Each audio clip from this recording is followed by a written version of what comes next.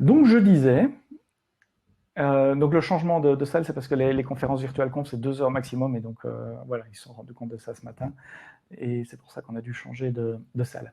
Donc je disais, très peu de changements finalement dans le i, juste mettre l'image comme un published object, et l'objet landmark comme observable pour l'élément raw ici. Et puis un peu de logic dans mon image store pour aller chercher, pour appeler mon API, créer l'image, cacher l'image, la stocker dans le bon objet landmark, etc.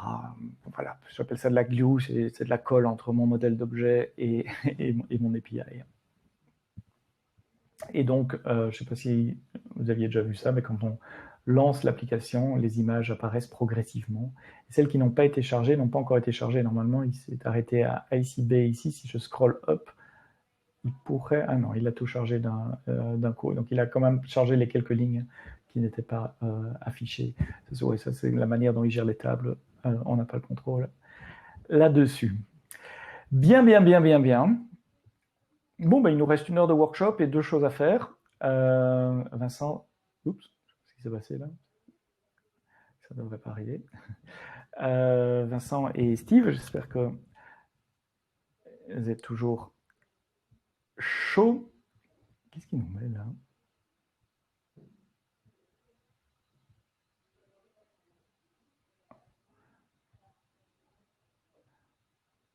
Tiens, c'est marrant, j'ai des erreurs et puis il arrive quand même à charger. On va réessayer encore une fois. Hop, play. Il ne devrait pas y avoir d'erreur, ça devrait fonctionner. Ouais, voilà. Peut-être un petit blurb temporaire, je ne sais pas. Mais ouais, ou peut-être mon réseau ou quelque chose qui a causé ça. Donc, qu'est-ce qu'on a fait depuis le début? On est parti d'une application simple d'Apple qui fait des landmarks. On l'a transformée pour rajouter de l'authentification. Il y a 2 transformations principales qu'on a fait pour l'authentification, en fait pour chaque catégorie qu'on a rajoutée. Une, c'est créer le back-end. Pour l'authentification, on utilise Cognito, et l'autre, évidemment, c'est appeler le back-end. Et pour appeler le back-end, on utilise les librairies d'Amplify. Et puis un peu de changement dans l'interface graphique pour supporter le flux sign out, qui passe par Cognito.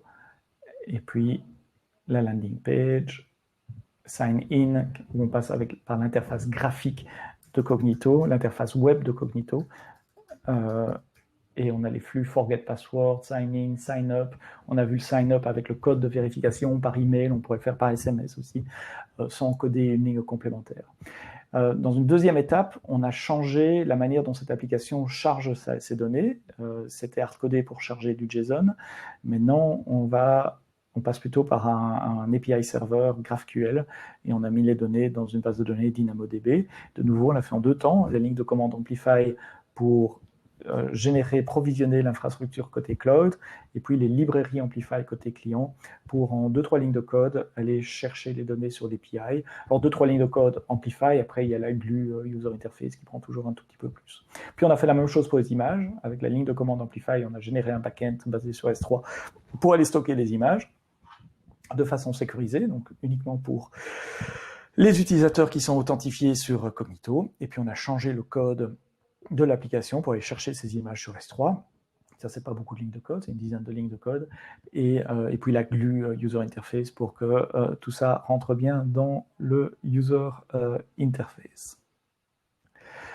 Ouais, Amplify fait beaucoup de magie. C'est exactement l'idée d'Amplify, c'est de prendre en charge la configuration bas niveau les plus standards. Donc par défaut, il part dans ce qui colle à 80% des gens. Vous donnez des fonctions de haut niveau pour pouvoir accéder à ces services en back-end, en quelques lignes de code, de manière à ce que vous puissiez vous concentrer sur le code de vos applications, vos fonctionnalités business, et pas sur la plomberie pour créer des services cloud et pour parler aux services cloud. C'est ce qu'on appelle un framework opinionated, donc il a une opinion, il va dans un certain sens. Je donne un exemple, par exemple, avec GraphQL, DynamoDB, il crée une table DynamoDB par objet de type modèle. Certaines personnes dans DynamoDB préfèrent avoir une table avec tous les objets dedans. Amplify a choisi de ne pas prendre cette branche-là, de faire une table par objet. Est-ce qu'il est possible de changer? Oui, mais là, il faut commencer à écrire quand même pas mal de code au niveau des résolveurs AppSync pour aller changer ça. Donc, comme tous ces frameworks, tant qu'on reste dans les clous, c'est super facile. Quand on veut en changer un peu, il faut coder un peu plus. C'est possible pour la plupart des choses, mais il faut pouvoir coder. Donc, toutes les librairies Amplify ont un escape hatch. Donc, il y a toujours moyen de retomber sur les SDK bas niveau d'S3, de Cognito, et d'appeler ces SDK. Donc, est-ce que ça va changer dans le futur? Oui, via les escape hatch. Donc, si on prend Amplify iOS, dans la doc ici, des différentes librairies, donc il y a Analytics, on n'en parlera pas aujourd'hui, il y a API, GraphQL, authentification, prédiction, j'en parlerai pas non plus, et storage. À chaque fois, il y a un escape hatch. Donc, on vous explique comment obtenir le client SDK bas niveau. Donc Amplify, c'est une librairie à plus haut niveau, mais il se repose sur les SDK qui sont générés quasiment automatiquement pour Cognito, pour S3, etc. Et donc il y a chaque fois moyen d'obtenir une référence vers l'objet SDK bas niveau sur lequel on peut faire tout ce qu'il y a moyen de faire avec l'API S3 ou l'API Cognito. Mais là, il faut écrire du code soi-même et c'est à vous de gérer l'accès bas niveau au service. Et c'est comme ça qu'il y a moyen de sortir du framework Amplify. Et donc ça, on peut le faire de la même façon ici. GraphQL, il n'a peut-être pas d'escape hatch parce qu'on supporte l'entièreté des fonctions escape hatch. Sur authentification, il y a moyen de le faire. Voilà, escape hatch. Et sur S3, il y a moyen de le faire. Parce que parfois, vous voulez faire des choses sur Cognito qui sont simplement pas possibles avec Amplify. Et donc, il vous donne accès à l'objet du SDK qui s'appelle AWS Mobile Client, qui est documenté aussi et qui contient un accès bas niveau à l'API. Bien, pour l'heure qui reste, on va faire 6 et 7. Hein. Pourquoi se priver puisque on peut continuer. On va rajouter de la fédération d'identité. Moi, j'aimerais bien que mes utilisateurs, ils ne se authentifient pas nécessairement avec un username password, mais qu'ils puissent faire login with Facebook, ou login with Google, ou login with Amazon, ou sign in with Apple, etc. Alors ici, j'ai juste choisi Facebook. Je compte rajouter Apple, mais laissez-moi quelques semaines pour faire ça. Donc Facebook Developer Account. Donc 3 étapes pour rajouter un login with Facebook. Le premier, c'est d'aller sur le site de Facebook et de créer un Developer Account. Vincent, Steve qui suivait, vous n'êtes évidemment pas obligé de faire ça si vous n'avez pas envie de toucher à Facebook. Je vais le faire pour vous. Une fois que c'est fait, créer une application sur Facebook et donner les URL, etc. Facebook va me donner un App ID et un App Secret. Deuxième étape, mettre à jour Amplify pour dire à Amplify, qui va le dire à Cognito, que je veux de l'authentification avec Facebook. Et globalement, il va me demander 2 choses, c'est l'App ID et l'App Secret. Et puis, c'est tout. Il n'y a pas de code à changer puisque ce code qui affiche la page web là, il est généré par Cognito, pas par mon client. Donc une fois que Cognito sera configuré pour faire de la fédération d'identité, eh bien, il me montrera tout seul comme un grand le bouton Login with Facebook. Alors de nouveau, j'ai pris l'exemple Facebook, mais on peut utiliser Login with Amazon, Login with Google, Sign in with Apple. Alors allons-y. La partie pagée, c'est d'aller dans la console Facebook pour créer une Facebook app. Le lien est ici. Je crois que je suis déjà authentifié. Oui, je suis déjà authentifié dans ce browser. C'est pour ça que je tombe là et c'est pour ça que vous pouvez voir toutes mes apps. Et sans surprise, j'ai déjà des apps. Est-ce que je dois les garder? Je ne sais pas. Je vais enlever celle-là. Boum. Ah, et du coup, je dois re-rentrer mon password de Facebook. Link. Mon password de Facebook, il est ici. Utiliser des password managers, c'est super pratique. Et est-ce que je vais utiliser celle-là ou pas? Ouais, non, allez, hop, remove app. Ah non, peut-être pas, parce que c'est celle que j'utilise pour mon dev. Donc, on clique sur My Apps, Add New App. Je vais l'appeler Cloud West, celle-là, comme ça je saurai la retrouver après. Et il me crée un App ID et un App Secret. La procédure diffère un peu avec Google, Amazon, etc. Mais enfin, à haut niveau, c'est toujours la même chose. Vous devez créer une app, il vous donne un app ID, un app secret, et vous devez donner les URL et les domaines web que vous autorisez pour la redirection. Donc ici, je vais faire, j'ai dans mon dashboard ici, dans Settings Basic, vous allez voir que j'ai un App ID et un App Secret. Alors, on va les mettre là. Je sais que tout le monde peut les voir. C'est pas grave parce que j'effacerai tout ça après. Donc ça c'est App ID et ça c'est la partie qu'en principe je ne devrais pas montrer. Enfin, je ne vais jamais publier cette app non plus.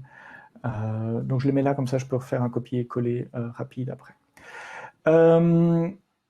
Ensuite, il y a plusieurs endroits où il va me demander les domaines, c'est pour autoriser le core, c'est pour autoriser les URL de redirection. Et donc, dans les instructions du workshop, j'ai mis chaque fois un petit script qui permet d'aller chercher les bonnes valeurs. Là, les domaines qu'on doit donner, c'est les domaines de Cognito, puisque c'est Cognito qui sera le client de Fédération. C'est pas mon application iOS, hein. C'est vraiment Cognito. Et donc, si j'ai une même application iOS, Android et tout ça, toutes ces manips-là, on le fait qu'une seule fois. Il ne faut pas aller changer le code des différentes applications. Donc ah non, pardon, c'est ici que je dois le mettre ici. Add platform, web. Hop. Pourquoi web et pas iOS de nouveau? Parce que c'est Cognito qui est le client d'authentification ici et on est dans l'environnement web de Cognito. Donc ça, je vais enlever parce que c'était pas là que je devais le mettre. Hop. Je dois suivre mes instructions, sinon je vais me perdre. Donc le premier, c'était le website. Le deuxième, c'est l'abdomen. Hop.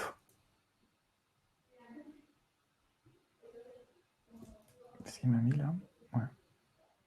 Et je peux faire un save change, comme ça c'est fini pour cet écran-là. Alors voyons, il m'a mis juste le domaine ici, et bien mis HTTP, ça se finit par IDP response. Ensuite, je dois configurer le login with Facebook sur cette app.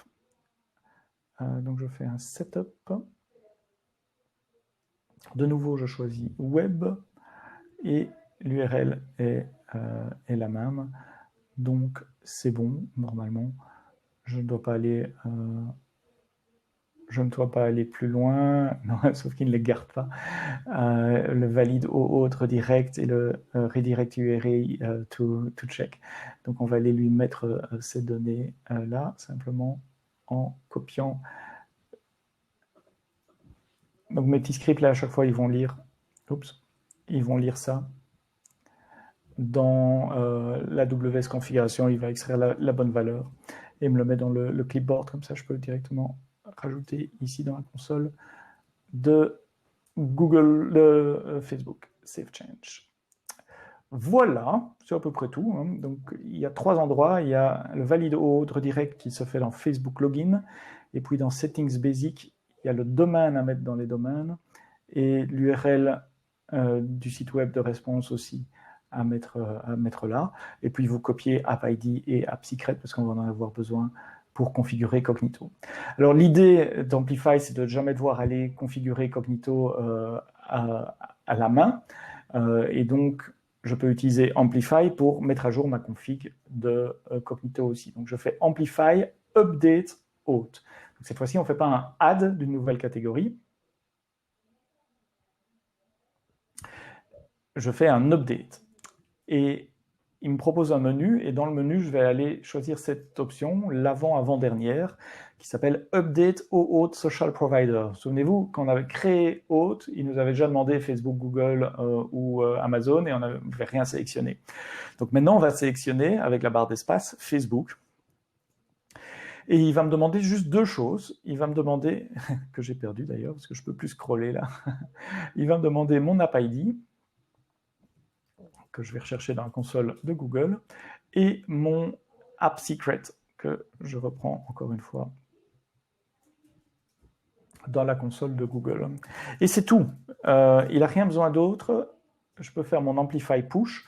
On va voir dans l'Amplify Push qui va me demander si ce que je veux changer, c'est bien juste le Auth. On voit que Auth est en update, les autres sont en no change. Donc je dis c'est bon. Et donc là, il va updater la configuration de Cognito.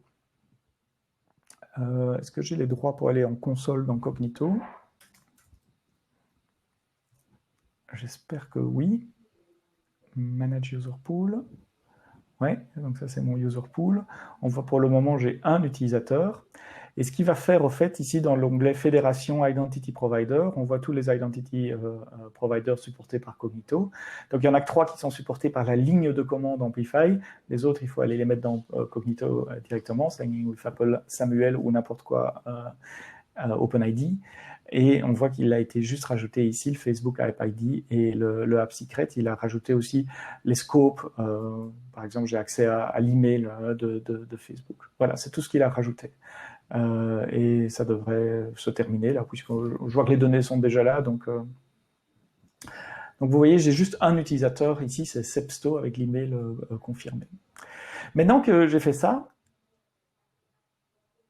et a priori sans rien changer dans l'application, on peut tester l'application. On peut tester l'URL aussi. Il va nous donner une URL à la fin du Amplify machin. Et on verra que dans la Hosted UI, il y a maintenant Continue with Facebook. Mais je ne vais pas attendre ça. Je vais directement cliquer ici. Il me demande si je veux ouvrir la page web. Je dis oui. Et donc là, j'arrive sur la page web de Cognito. Et vous voyez, sans écrire une ligne de code en plus, maintenant j'ai le bouton Continue with Facebook. Et donc je peux cliquer là. Je ne sais plus si dans ce browser, oui, dans ce browser, j'avais déjà une session ouverte avec mon username et password. Donc c'est pour ça qu'il ne me le demande pas, mais sinon, il demanderait le username et password. Ensuite, il dit attention, cette application, donc l'application s'appelle CloudOS, elle va recevoir votre nom, votre photo et votre adresse email. Est-ce que vous êtes d'accord? Oui, je suis d'accord. Et si tout va bien, me revoilà dans mon application. Alors, qu'est-ce qui a changé au niveau de l'application? Si on va dans Xcode, on voit, vous vous souvenez, je faisais un print des user attributes juste après le login. Et dans les user attributes, maintenant, il y a provider name, Facebook. Donc, l'application peut détecter que je me suis connecté par Facebook. Et elle retrouve mon adresse email, qui ici, c'est la même que celle avant. Donc, voilà, elle est là. Donc, juste en utilisant l'adresse email, l'application ne peut pas voir d'où ça vient. Mais il y a le provider name. Et vous qui êtes admin, vous pouvez aller sur la console de Cognito et vous allez voir qu'il y a 2 utilisateurs maintenant. J'ai Sepsto, c'est celui que j'ai créé à la main, et puis j'ai un utilisateur fédéré qui est donc external provider, dont l'adresse email n'a pas été vérifiée et dont le username c'est Facebook-machin chose, mais dont l'adresse email a été correctement fédérée. Donc il a été reprendre cet attribut-là de Facebook et l'a mis dans l'attribut email de Cognito. Après, vous pouvez configurer Cognito de plein de façons différentes, déclencher des lambdas pour déclencher des flux justement de vérification d'email, pour activer le multifactor authentication, etc. Mais ça ne se fait pas en ligne de commande avec Amplify. Là, il faut aller vraiment dans la config de Cognito. Voilà, chapitre super court. Comment rajouter la fédération d'identité? Finalement, on passe plus de temps dans la console des identity providers, donc de Google, de Facebook, d'Amazon, que dans la console d'Amplify pour rajouter cela, tant qu'on utilise le Hosted User Interface. Si on utilise le Customize User Interface, là, les choses vont être un peu plus compliquées. D'ailleurs, je ne vais pas dans ce lab rajouter la fédération, parce que si vous pensez comment la fédération fonctionne, après l'authentification Facebook, Facebook redirige vers une URL que vous avez donnée. Ici, il redirige vers l'URL web de Cognito. Et donc, Cognito va recevoir un code et Cognito va appeler une API de Facebook pour échanger ce code pour un token. Et puis seulement, Cognito va rediriger vers notre application et nous donner le token. Si vous n'utilisez pas l'interface web de Cognito, Facebook va rediriger directement vers vous. Et donc, c'est votre application qui sera en charge d'aller chercher le code que vous recevez. Et c'est votre application qui va devoir appeler une API de Facebook pour aller échanger ce code contre un token. Donc, on ne passe plus du tout par Cognito dans ce cas-là. Donc c'est un peu plus compliqué. Alors évidemment, il y a les Facebook SDK, Google SDK qui vous permettent de faire ça. Mais ici, pour le lab, je n'ai pas pris la peine de faire tout ça. Il est 16h22, on termine avec la dernière partie, Customize the Login UI. Donc, dans cette partie, on va abandonner l'idée de fédération, mais je voudrais aussi changer, je voudrais plus utiliser l'interface graphique de Cognito, pour plusieurs raisons. D'abord, c'est une interface web, c'est pas super bien intégré à SwiftUI. Et puis, j'ai toujours, sur iOS en tout cas, ce warning que je peux pas enlever, qui me dit, attention, cette application veut utiliser une page web, est-ce que vous êtes d'accord? Ça, il n'y a pas moyen de changer. Donc, j'aimerais bien avoir une interface native SwiftUI qui tape dans Cognito directement, qui utilise l'API de Cognito pour authentifier mes utilisateurs. Comment est-ce qu'on va faire ça? Juste avec quelques changements. Cette fois-ci, il n'y a plus rien à changer côté back-end, donc il n'y aura plus de ligne de commande Amplify Add ou Amplify Modify, etc. C'est juste du changement au niveau de mon code. Il va y avoir deux changements au niveau du code.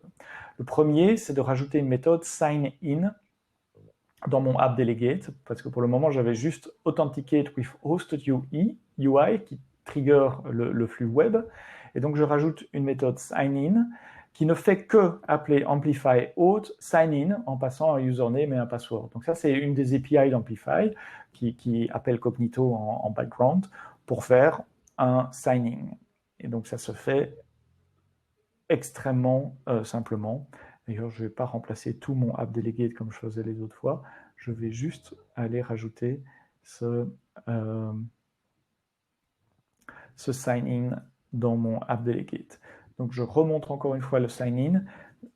C'est une fonction de mon app delegate qui sera appelable depuis partout dans mon application, qui prend deux paramètres, username et password, et qui ne fait qu'appeler la fonction correspondante sur Amplify Auth, username, password. Je passe les résultats. Et de nouveau, je ne fais rien quand le signing succède, parce que j'ai mon hub, vous vous souvenez, mon publish subscribe hub, qui écoute tous les événements d'authentification, qui recevra un événement d'authentification qui dit « Ah, mon utilisateur a sign in », et c'est là que je change le statut, et c'est là que je vais chercher les attributs, et c'est là que je vais faire le update UI. Et c'est là aussi qu'apparaît l'avantage de faire cette manip dans le hub central, plutôt que dans les méthodes individuelles, parce que maintenant j'ai deux méthodes pour faire mon sign-in. Je peux faire mon sign-in par Authenticated with Hosted UI, et je peux faire mon sign-in par un sign-in d'API. Vous pourriez laisser le choix aux utilisateurs, par exemple, dire est-ce que vous voulez loguer web ou est-ce que vous voulez loguer natif. Enfin, on peut imaginer différents scénarios. Et donc, pour ne pas dupliquer le code en cas de sign-in succède, j'ai mis le code dans le hub listener. Bon, ça c'est la partie facile, c'est la partie Cloud et la partie Amplify. La partie qui prend un peu plus de temps, comme d'habitude, c'est le User Interface. Donc j'ai besoin d'une view qui va capturer le username, le password. Cette view, elle va être très simple, hein, comme d'habitude. Donc je vais mettre une image pour faire joli, un petit texte login et un petit texte de welcome, et puis deux text fields, un text field username et un text field sécurisé password pour capturer le password. Alors tout n'est jamais aussi simple que ça. Vous savez, si vous développez des applications iOS, que quand vous commencez à taper, le clavier apparaît. Et si les champs sont dans le bas de votre vue, le clavier apparaît au-dessus des champs que vous êtes en train de taper, et donc vous voyez plus ce que vous devez taper. Et donc tous les développeurs de toutes les vues du monde, ils doivent implémenter un scroll de leur vue quand le clavier apparaît. Alors là, de nouveau, j'ai aucun mérite pour ça. J'ai mis l'adresse du site web, du blog où j'ai trouvé ça. Il y a une 50aine de lignes de code à rajouter pour que ma vue soit un listener des événements clavier, réagir à l'événement clavier apparaît. Et la réaction, c'est quoi? C'est d'aller prendre la hauteur du clavier et de scroller la vue up de la hauteur correspondante du clavier. Voilà, je ne comprends pas pourquoi ce n'est pas inclus dans SwiftUI par défaut, parce que ça devrait être une propriété sur une view. Do you want to scroll on keyboard? Yes, no. Et que les développeurs n'aient pas à se soucier de tout ça à chaque fois qu'on développe une view. Comme cette view de login, elle n'existait pas encore dans mon application, on crée un nouveau fichier Swift, je suis dans Xcode ici, je l'appelle login view, quel beau nom pour une login view. J'efface les 3 lignes qui sont rajoutées par Xcode et je paste ma view ici. Maintenant, il faut que cette view soit affichée par mon application, donc la landing view ici qui fait mon aiguillage entre un écran de login ou la vue de landmark, c'est elle qui va devoir être mise à jour. Et le moyen le plus simple de la mise à jour, c'est de dire, voilà, on va aller revoir ce que faisait cette landing view. Où est-ce qu'elle est? Landing view, elle est là. Elle dit, si l'utilisateur n'est pas authentifié, on affiche un bouton avec cette image user badge que j'ai fait moi-même. Et quand on clique dessus, ça appelle Authenticated with Hosted UI. Eh bien, tout ça, on n'a plus besoin maintenant. Et on va simplement mettre notre Custom Login View à la place. Donc, si l'utilisateur n'est pas authentifié, on affiche le Custom Login View. Si l'utilisateur est authentifié, on utilise le Landmark List en lui passant en paramètre l'objet User qui m'a été gentiment pushé ici. Il y a un truc que je n'ai pas montré dans le Custom Login View. Il faut appeler Amplify, donc appeler mon App Delegate. Donc, dans mon Custom Login View, il est où? Il est là.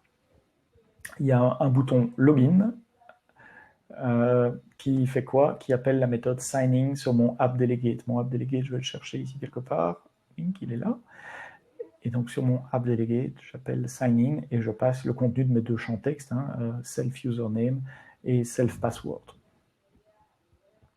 Et ce bouton, il a juste le texte sign in, il est le texte en blanc, bold, c'est à peu près tout. Et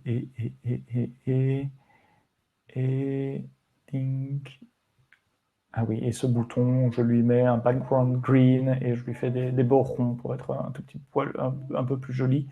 Et puis je rajoute le keyboard adaptive sur l'entièreté de ma view.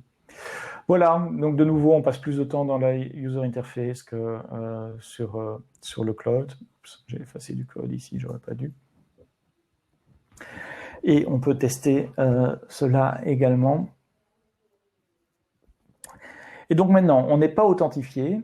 Donc le landing view fait l'aiguillage et m'emmène sur mon bel écran de login. J'ai repris une des images qui étaient fournies dans le projet pour ne pas surcharger. Et ici, je peux taper, bon, je suis dans le simulateur, donc le clavier n'apparaît pas. Si vous essayez sur un vrai device, je peux taper mon username Cognito, que j'avais tapé la fois passée, mon password Cognito, et je peux faire sign in. Et on voit que tout se déclenche comme avant. Je peux faire sign out, et je retombe sur cette page. Easy, non? Voilà. L'autre jour, j'avais réussi à faire apparaître le clavier dans Use the same keyboard language, connect hardware keyboard, toggle software keyboard. Hop. Voilà. Quand le software keyboard apparaît, on voit que la view scroll vers le haut. Alors, il y a un truc amusant avec l'image qui change de taille, je ne sais pas quoi, c'est parce qu'elle est resizable. On pourrait peut-être enlever ça. Et voir comment ça se comporterait si je ne mets pas resizable. Alors, elle devrait scroller, j'espère. Je ne suis pas spécialiste SwiftUI. En général, je passe du temps un peu dans Google quand je veux faire des trucs en SwiftUI pour trouver touch pressure keyboard, toggle software keyboard.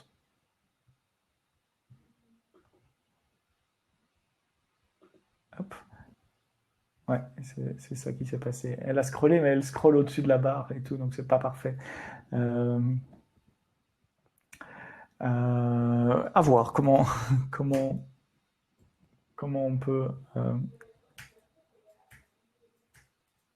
faire ça un tout petit peu mieux.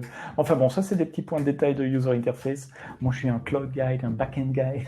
Non, c'est pas vrai. Je suis un full stack developer, donc je devrais prendre soin de ça. Mais je trouvais jolie l'image qui fait son resize automatiquement. Et Steve qui nous dit dire qu'avant on faisait ça en plusieurs jours, maintenant en 3 heures on est prêt. C'est vrai. En réalité, il faut un peu plus que 3 heures parce que ce qui m'a pris du temps pour développer ça, c'est le user interface, c'est la glue entre la partie Amplify et la partie user interface. Donc si on part de rien, du projet d'exemple Apple, et qu'on connaît déjà Amplify et SwiftUI, et on a pour une petite journée à faire ça. Quand on ne connaît pas, pour moi j'avais une courbe d'apprentissage pour SwiftUI, donc ça m'a pris un peu plus de temps que ça, mais effectivement la partie que tout le monde juge complexe, qui est la partie cloud et provisioning des services dans le cloud, c'est la partie pour moi la plus facile. Ok, c'est la partie que je connais le mieux aussi, mais regardez les commandes Amplify qu'on a tapées et le code qu'on a tapé, c'est vraiment la minorité du code. La majorité du code, c'est de la glue, c'est du code d'interface graphique, comme toujours dans les projets front. La partie back est extrêmement simple.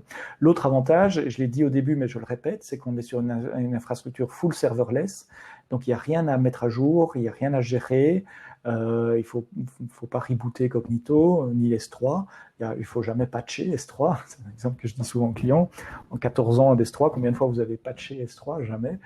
C'est un service entièrement managé qui va scaler. Donc cette application, vous la distribuez maintenant à 3 utilisateurs comme on est ici, ou à 1 million d'utilisateurs, ça va se comporter à peu près de la même façon. Il n'y a pas grand-chose qui va changer.